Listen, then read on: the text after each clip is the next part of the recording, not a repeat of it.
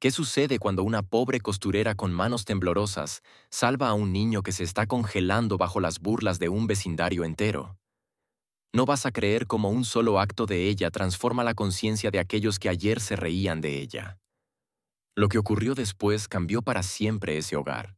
En el extremo de una gran y bulliciosa ciudad se encontraba una casa vieja, desgastada por el tiempo y los vientos. En esta casa, en el último piso, en una habitación con paredes torcidas y una pequeña ventana, vivía una mujer llamada Esther. Una pobre costurera a la que la vida hacía mucho tiempo que no le sonreía. Sus manos temblaban de cansancio y frío. Sus ojos se habían nublado por noches de insomnio y amargura. Esther cosía hasta que sus dedos cansados no podían sostener la aguja para poder alimentarse de alguna manera. Pero incluso en los días más difíciles, cuando no había un pedazo de pan en la casa ni un carbón en la estufa, ella realizaba el mismo rito. Cada noche, en cuanto caía la oscuridad, Esther colocaba en el alféizar de la ventana un tarro de cristal, en el que insertaba una delgada vela de cera. La encendía y susurraba oraciones. Estas palabras no estaban dirigidas a sí misma. Ella oraba por los niños a quienes la calle había despojado de techo y calor, por aquellos que nadie esperaba en casa. Pero a los vecinos les parecía extraño. Desde el primer piso llegaban las burlas. «Ahí está otra vez esa loca con su vela», gruñía el canoso Jorge, que siempre estaba sentado en la puerta observando la calle como si fuera un teatro. «¿A quién le importa tu vela? No cambiarás el mundo con un trozo de cera», añadía Lidia, la vendedora de verduras, que se creía más lista que todos en la casa. Los niños del vecindario, traviesos con caras sucias, a menudo se divertían lanzando bolas de barro o tapas viejas de latas hacia su ventana, gritando palabras hirientes. Esther sabía que eso no era más que la crueldad infantil, nacida del vacío y la indiferencia de los adultos. No se ofendía. Ella guardaba silencio y seguía orando. Afuera, el viento aullaba, atravesando hasta los huesos.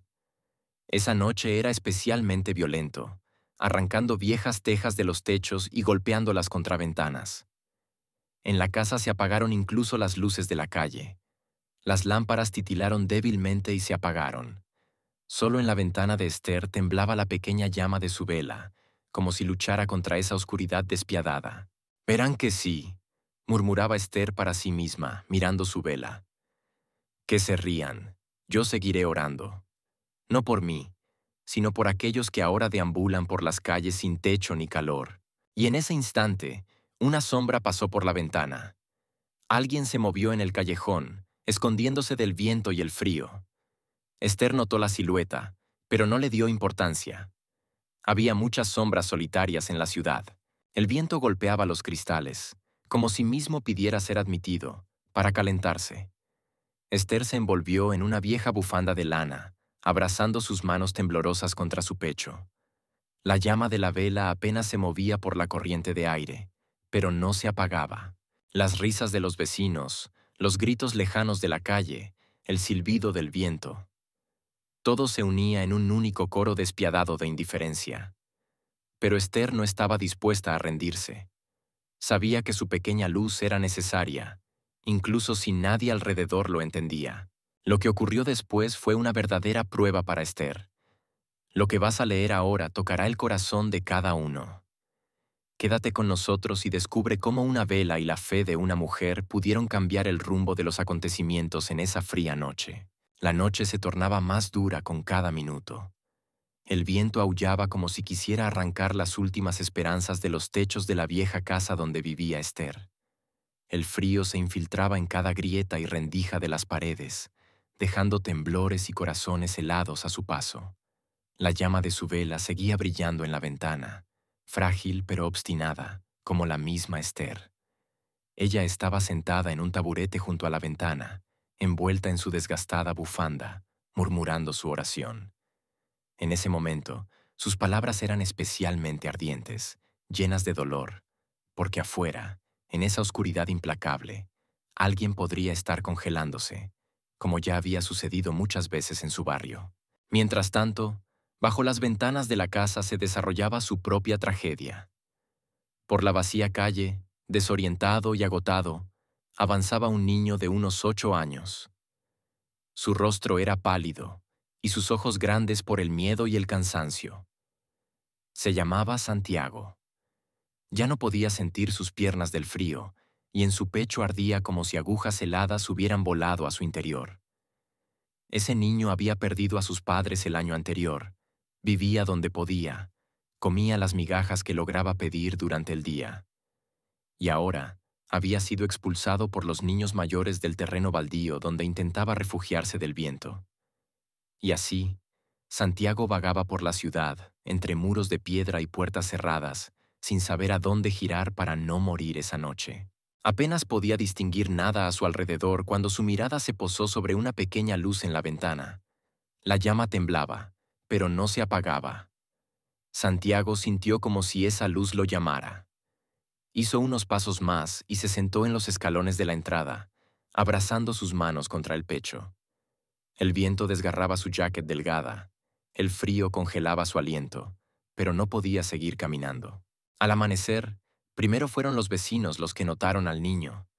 Al principio, con indiferencia, como se nota un perro en la carretera, pero luego comenzaron a susurrar entre ellos. «Otra vez estos niños de la calle han aparecido», murmuró descontento Benjamín, el viejo conserje. «Déjalo, que se quede», respondió Rosa del tercer piso, sin siquiera mirar hacia abajo. La gente pasaba junto a él. Algunos aceleraban el paso, otros miraban con curiosidad por la ventana, pero nadie se acercó. Solo Esther, al escuchar un ligero gemido detrás de la puerta, se alertó. Se apresuró a ponerse un viejo abrigo, bajó descalza por las heladas escaleras y abrió la puerta. Delante de ella yacía Santiago, morado del frío, sin fuerzas, con los ojos cerrados. «Señor, ten piedad», exclamó Esther y cayó de rodillas ante él. Levantó su cuerpo ligero como una pluma, lo abrazó y, sin prestar atención a las ridículas observaciones de los transeúntes, lo llevó a su habitación. «Está completamente loca», comentó alguien en la multitud. «Y ahora también carga a este en su espalda». Pero Esther no oía. Su corazón latía solo por ese niño. Este es el clímax. Todo lo que esperabas está sucediendo ahora. No pierdas la oportunidad de ver cómo una frágil mujer con un gran corazón dio un giro en el destino y silenció a quienes solo sabían juzgar. Quédate con nosotros. Lo más importante está por venir. Esther luchaba para llegar a su habitación. Su corazón latía de tal manera que parecía que todo el hogar lo podría escuchar. Santiago yacía en sus brazos, apenas respirando, ligero como una cáscara vacía. Ella lo colocó en su única cama, le arrojó los viejos mantas que alguna vez había guardado para tiempos peores. Ahora habían llegado esos tiempos. Rápidamente encendió un fuego en la pequeña estufa, lanzando los últimos trozos que le quedaban en un rincón.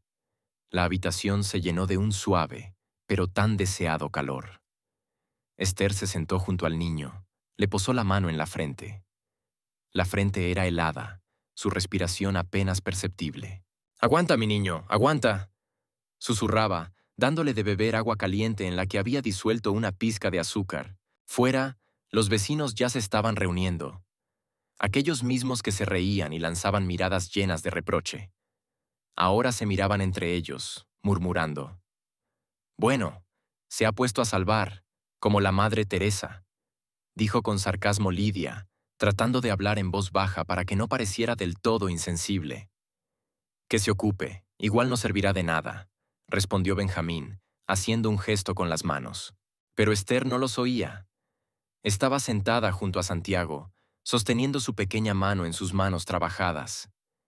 El niño abrió los ojos, opacos, demacrados, pero llenos de sorpresa. La miró como si fuera algo imposible. «¿Por qué me ayuda?», murmuró apenas audible. «Porque nadie debería morir a la sombra de casas ajenas, porque Dios lo ve todo. Y mientras yo esté viva, oraré y ayudaré como pueda», dijo ella, y sus ojos brillaron con lágrimas. Y en ese momento, como por mandato del propio destino, apareció en el umbral el hermano mayor de aquella pandilla que había echado a Santiago del terreno baldío. Estaba de pie, sin saber a dónde mirar. Tía Esther, yo, somos nosotros, murmuró, pero Esther no le dejó terminar. ¿Quieres ayudar? Trae leña. Aquí hay algo importante que hacer, y no hay tiempo para palabras vacías. El niño salió corriendo, como si huyera de sí mismo.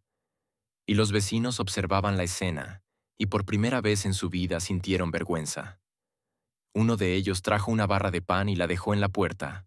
Otro, una manta vieja. Esa noche, la habitación de Esther brillaba no solo con el fuego de su vela, sino también con el calor de la auténtica caridad. Salvamos a Santiago.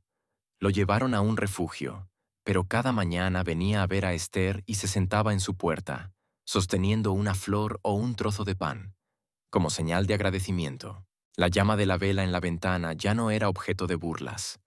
Ahora se había convertido en un símbolo para todos de que incluso una pequeña luz puede ahuyentar una gran oscuridad. Así es como una mujer logró recordar a todo un vecindario lo que es la bondad y la fe. No fue solo una historia sobre una vela, fue una historia sobre el poder del corazón, que lo cambia todo. Gracias por haber seguido esta historia hasta el final. Si tocó tu corazón, suscríbete al canal para no perderte nuevos relatos sobre la fuerza del bien y la fe. Y por favor, escribe en los comentarios lo que piensas sobre el acto de Esther. Me importa tu opinión.